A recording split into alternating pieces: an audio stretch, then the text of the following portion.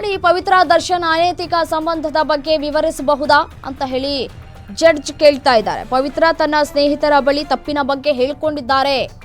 ಗೆಳತಿ ಸಮಂತಾ ಹೇಳಿಕೆ ನೀಡಿದ ವಕೀಲ ಲೂತ್ರಾ ದರ್ಶನ್ ಸ್ನೇಹಿತೆ ಇಬ್ಬರ ಸ್ನೇಹದ ಬಗ್ಗೆ ಹೇಳಿದ್ದಾರೆ. ಲೂತ್ರಾ ಅವರು ಹೇಳ್ತಾ ಇದ್ದಾರೆ, ಪವಿತ್ರ ಮತ್ತೆ ದರ್ಶನ್ ಸಂಬಂಧದ ಬಗ್ಗೆ ವಿವರಣೆಯನ್ನ ಕೊಡಿ ಅಂತ ಹೇಳಿ ಜಡ್ಜ್ ಕೇಳ್ತಾ ಇದ್ದಾರೆ. ಅವರಿಬ್ಬರಿಗೂ ಏನು ಸಂಬಂಧ ಅಂತ ಪ್ರಶ್ನೆ ಮಾಡಿದ್ದಾರೆ. ಅವರಿಬ್ಬರು ಮದುವೆ ಆಗಿದ್ದಾರಾ ಏನು ಅಂತ ಹೇಳಿ ಪ್ರಶ್ನೆ ಮಾಡಿದ್ದಾರೆ. ಅದಕ್ಕೆ ವಕೀಲರು ಉತ್ತರವನ್ನು ಕೊಡ್ತಾ ಇದ್ದಾರೆ, ಇಲ್ಲ ಅವರಿಬ್ಬರು ರಿಲೇಷನ್ಶಿಪ್ಪಲ್ಲಿ ಇದ್ದರು ಅನ್ನೋದನ್ನು ಹೇಳ್ತಾ ಇದ್ದಾರೆ. ಮತ್ತು ಈ ವಿಚಾರಕ್ಕೆ ಸಂಬಂಧಪಟ್ಟಂತೆ ಗೆಳತಿಯ ಜೊತೆ ಮಾತುಕತೆಗಳನ್ನಾಡಿದ್ದಾರೆ, ಹೇಳ್ಕೊಂಡಿದ್ದಾರೆ. ಅವ್ರ ಬಳಿ ಇಬ್ಬರ ಸ್ನೇಹದ ಬಗ್ಗೆ ಹೇಳ್ಕೊಂಡಿದ್ದಾರೆ ಅಂತ ಹೇಳಿ ವಕೀಲರು ಹೇಳ್ತಾ ಇದ್ದಾರೆ. ಪವಿತ್ರ ತನ್ನ ಸ್ನೇಹಿತರ ಬಳಿ ತಪ್ಪಿನ ಬಗ್ಗೆ ಹೇಳ್ಕೊಂಡಿದ್ದಾರೆ. ತಪ್ಪು ಅಂದರೆ ಯಾವ ತಪ್ಪು ಅಂತ ಹೇಳಿ ಮತ್ತೆ ಪ್ರಶ್ನೆ ಮಾಡ್ತಾರೆ. ಗೆಳತಿ ಸಮಂತಾ ಹೇಳಿಕೆ ನೀಡಿದ ವಕೀಲ ಲೂತ್ರಾ ಅಂದರೆ ತಪ್ಪು ಅಂತಂದರೆ ರೇಣುಕಾಸ್ವಾಮಿ ಕೊಲೆ ಪ್ರಕರಣಕ್ಕೆ ಸಂಬಂಧಪಟ್ಟಂತೆ ಅವರು ಸಮಂತಾ ಅವರ ಜೊತೆ ಹೇಳ್ಕೊಂಡ್ರ ಅಂತ ಪ್ರಶ್ನೆ ಮಾಡ್ತಾರೆ. ಮತ್ತೆ ಮರುಪ್ರಶ್ನೆ ಮಾಡ್ತಾರೆ ಜಡ್ಜು. ದರ್ಶನ್ ಪವಿತ್ರ ಗೌಡ ಒಡನಾಟದ ಬಗ್ಗೆ ವಿವರವನ್ನ ನೀಡಿದ್ದಾರೆ ಸಮಂತಾ ಅವರು. ದರ್ಶನ್ ಪವಿತ್ರ ಗೌಡ ಹಾಗೂ ತಮ್ಮ ನಡುವಿನ ಒಡನಾಟದ ಬಗ್ಗೆ ಸಮಂತಾ ಅವರು ವಿವರಿಸಿದ್ದಾರೆ. ಏನು ರಿಲೇಷನ್ಶಿಪ್ಪು ಅವರಿಬ್ಬರ ಮಧ್ಯೆ ಅನ್ನೋದರ ಕುರಿತು ಜಡ್ಜ್ ಪ್ರಶ್ನೆ ಮಾಡಿದಾಗ ವಕೀಲರು ಹೇಳಿದ್ದಾರೆ, ದರ್ಶನ್ ಸ್ನೇಹಿತೆ ಇಬ್ಬರ ಸ್ನೇಹದ ಬಗ್ಗೆ ಹೇಳ್ಕೊಂಡಿದ್ದಾರೆ. ಪವಿತ್ರ ಗೌಡ ಅವರು ಹೇಳ್ಕೊಂಡಿದ್ದಾರೆ. ಈ ಕೇಸಿನ ಪೂರಕ ಸಾಕ್ಷ್ಯ ಆಗಿದೆ. ಇದು ಸಾಕ್ಷ್ಯಾಧಾರಗಳ ಬಗ್ಗೆ ಹೇಳ್ತಾ ಇದ್ದಾರೆ. ದರ್ಶನ್ ಕರೆ ಮಾಡಿದ್ದರ ಬಗ್ಗೆ ಆಕೆಗೆ ಪವಿತ್ರ ಗೌಡ ಹೇಳಿದ್ಲು. ರೇಣುಕಾಸ್ವಾಮಿಯನ್ನ ಶೆಡ್ಗೆ ಕರೆತಂದಿದ್ದಾರೆ ಮೊದಲಿಗೆ.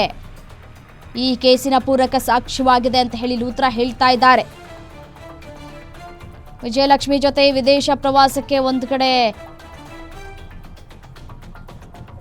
ಪಯಣವನ್ನ ಬೆಳೆಸಿದ್ದಾರೆ. ಶೂಟಿಂಗ್ನಲ್ಲಿ ಬ್ಯುಸಿ ಆಗಿದ್ದಾರೆ. ದರ್ಶನ್ ಶೂಟಿಂಗ್ನಲ್ಲಿದ್ದರೂ ಕೂಡ, ಹೊರದೇಶದಲ್ಲಿದ್ದರೂ ಕೂಡ ಕೇಸ್ ಏನಾಗುತ್ತೆ ಅನ್ನೋದರ ಕುರಿತು ಟೆನ್ಷನ್ಗಳು ಕೂಡ ಹೆಚ್ಚಾಗ್ತಾ ಇದೆ. ಆರೋಪಿ ವಿನಯ್ ಸಮಂತಾಗೆ ಕೇಳಿದ್ದ ಬಗ್ಗೆ ಹೇಳಿಕೆಯನ್ನ ಕೂಡ ದಾಖಲು ಮಾಡಿಕೊಳ್ಳಲಾಗಿದೆ. ಈಗ ಕೊಲೆಗೆ ಸಂಬಂಧಪಟ್ಟಂತೆ ತನ್ನ